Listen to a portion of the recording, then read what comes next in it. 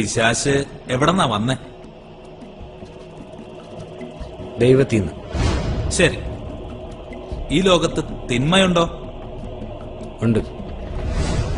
എല്ലായിടത്തും തിന്മയുണ്ട്. ദൈവമാണ് ഇതൊക്കെ സൃഷ്ടിച്ചിരിക്കുന്നത്, അല്ലേ? അതെ. അപ്പോ തിന്മയെ സൃഷ്ടിച്ചതാരാ?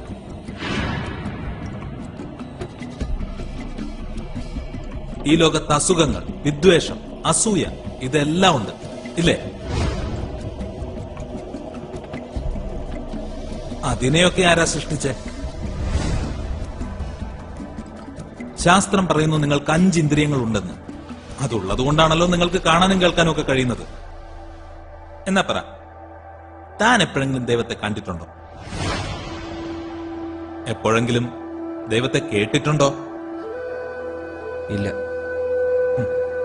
എപ്പോഴെങ്കിലും തൊട്ടിട്ടുണ്ടോ? മണത്തിട്ടുണ്ടോ? അനുഭവിച്ചിട്ടുണ്ടോ? ഇല്ല സാർ.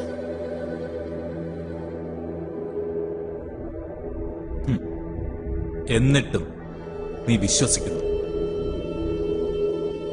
അതെ. Then, according to the empirical, stable, demonstrable protocol, ശാസ്ത്രം പറയുന്നു നിന്റെ ദൈവം എക്സിസ്റ്റ് ചെയ്യുന്നില്ലെന്ന്.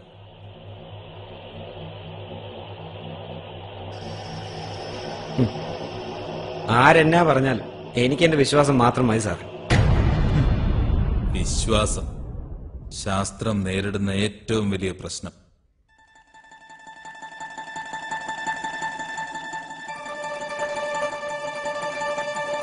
സാർ, യെസ്, ഞാൻ ഒരു കാര്യം ചോദിച്ചോട്ടെ. ഈ ചൂടെന്ന് പറയുന്ന അവസ്ഥ ശരിക്കും ഉണ്ടോ?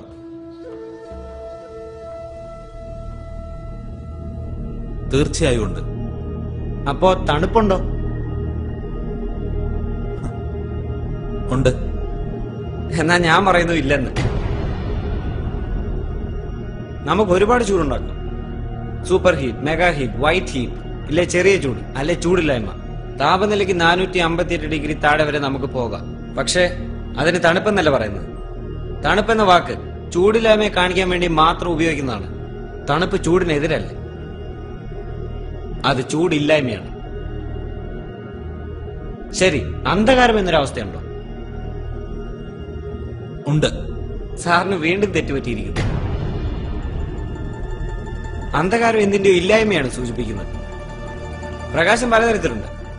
ചെറിയ പ്രകാശം, മങ്ങിയ പ്രകാശം, സാധാരണ പ്രകാശം, കടുത്ത പ്രകാശം, മിന്നിമറയുന്ന പ്രകാശം, അങ്ങനെ പല തരത്തിൽ. പക്ഷെ സ്ഥിരമായ പ്രകാശമില്ലെങ്കിൽ അതൊന്നുമില്ലായ്മയാണ്.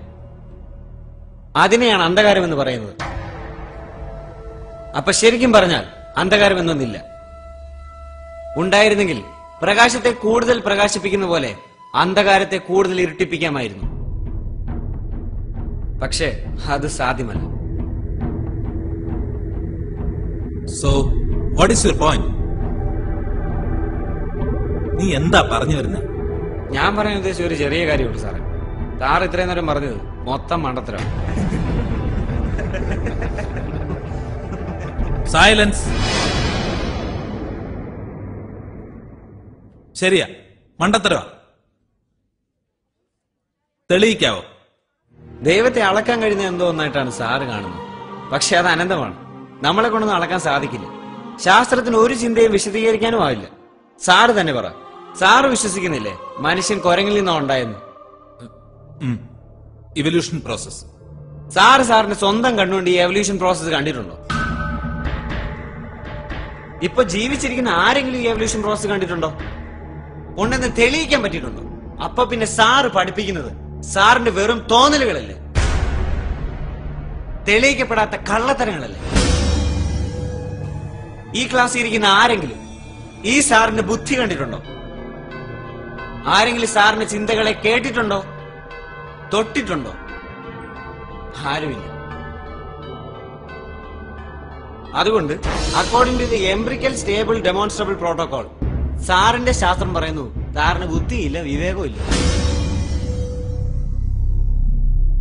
പിന്നെ എന്തിനാ സാറേ സാറോട് പഠിപ്പിക്കുന്നത്?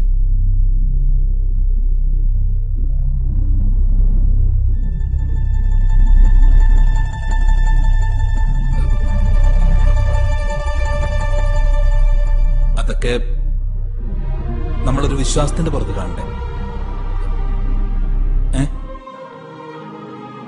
അതാണ് സാറ് വിശ്വാസം. അത്രയുമേ ഞാനും പറഞ്ഞു.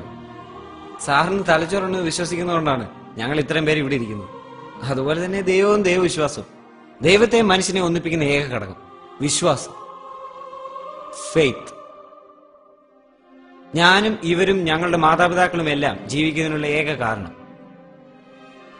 മുകളിൽ ആരോ ഉണ്ടെന്നും എപ്പോഴും കൂടെ കാണുമെന്നുള്ള ഉറപ്പ്. സ്നേഹം അങ്ങോട്ട് മാത്രം നൽകാൻ പറഞ്ഞവൻ സാറിന് ഇങ്ങനെ ചിന്തിക്കാനുള്ള കഴിവ് തന്നാൽ ഈശ്വരൻ. അതുകൊണ്ട് ഞാൻ 5 മിനിറ്റ് ലേറ്റ് ആയെന്ന് പറഞ്ഞ് പുള്ളിക്കാരനെ ഇല്ലാതാക്കല്ലേ സാർ.